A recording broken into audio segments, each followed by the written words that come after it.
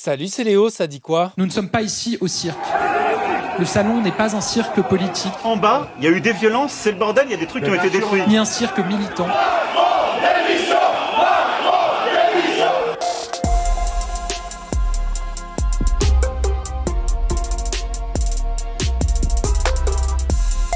Ouais, comme Emmanuel Macron l'a dit lui-même ce week-end au Salon de l'Agriculture, C'est le bordel. avec des centaines d'agriculteurs en colère, le salon inauguré avec 4 heures de retard et malgré les manifestants et les forces de l'ordre qui ont utilisé des lacrymogènes au milieu des vaches, le président a voulu déambuler dans les allées, des sifflets pour Macron, des selfies pour Bardella.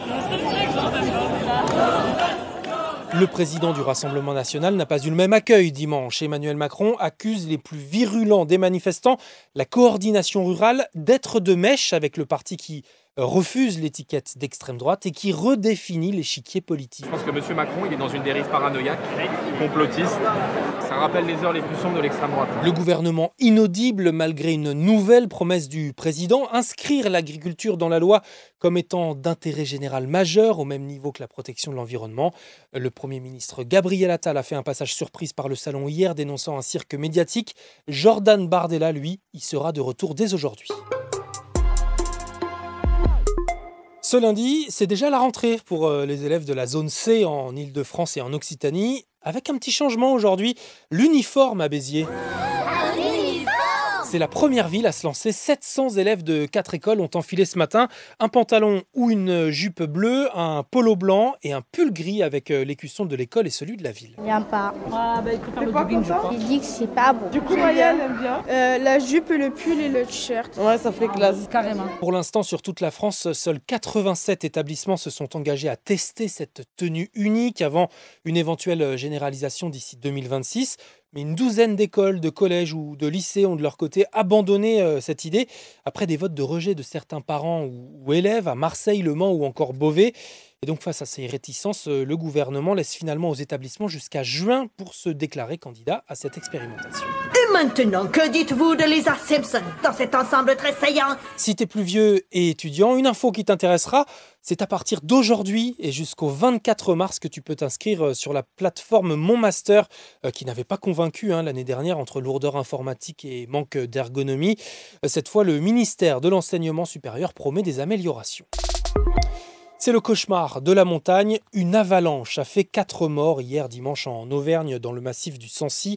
C'est skieur aguerri, accompagné d'un guide professionnel qui connaissait la station du Mont d'Or, faisait du hors-piste pour une sortie de ski alpinisme. Le risque avalanche était tout de même au niveau 3, avec plus de 60 cm de neige tombée ces derniers jours et beaucoup de vent qui n'a pas permis à cette neige de se consolider. Ailleurs en France, tu l'as senti, on en a déjà parlé dans Ça dit quoi, il fait bien trop chaud pour la saison et le lac Léman entre la France et la Suisse n'échappe pas à ce réchauffement. En 2022, les eaux de surface affichaient 13,6 degrés en moyenne. C'est du jamais vu depuis 1990. Mon confrère de RFI, Jérémy Lanche, m'explique que la première réserve d'eau douce d'Europe se réchauffe 4 à 5 fois plus vite que les océans, selon une étude de la Commission pour la protection des eaux du Léman. Une menace pour les poissons et pour le million de Français et de Suisses qui en boivent l'eau tous les jours. Oula, c'est tiède. Maintenant, cette nouvelle plainte contre Gérard Depardieu, l'acteur déjà mis en examen pour viol sur une jeune comédienne, qui fait également l'objet d'une enquête pour agression sexuelle sur un tournage il y a 10 ans. Et cette fois, c'est une décoratrice qui l'accuse d'agression sexuelle sur le tournage des Volets Verts il y a 3 ans. Moi aussi, je suis une foule qui vous regarde dans les yeux ce soir. Depuis quelque temps, je parle, mais je ne vous entends pas. Où êtes-vous ? La décoratrice a déposé plainte vendredi, jour des Césars et de ce discours de Judith Godrèche. L'actrice qui a porté plainte contre les réalisateurs Benoît Jacot et Jacques Doyon a dénoncé les violences sexuelles et le niveau de privilège dans le milieu du cinéma. Pourquoi accepter que cet art que nous aimons tant, cet art qui nous lie, soit utilisé comme une couverture pour un trafic illicite de jeunes filles ? L'actrice ovationnée, elle assure toutefois n'avoir reçu que très peu de soutien avant les Césars. Elle sera auditionnée jeudi au Sénat. Je fais couler le sang d'un raciste pour vérifier la couleur. Tiens, et ça, c'est le nouvel album de Kalash Criminel, Bon Courage, sorti vendredi. Crimi toujours plus politisé, qui dénonce, revendique, mais aussi Ce sera source de critiques, un feat avec Freeze Corleone, régulièrement accusé d'antisémitisme et visé en ce moment par une enquête pour apologie du terrorisme. Dans ce titre, il fait aussi référence à l'eurodéputée de droite Nadine Morano. Et là, me faire passer pour quelqu'un, par exemple, qui serait raciste alors que j'ai des amis qui sont justement arabes et dont ma meilleure amie qui est tchadienne, donc plus noire qu'une arabe. Je suis pas raciste, j'ai un ami noir. Quoi?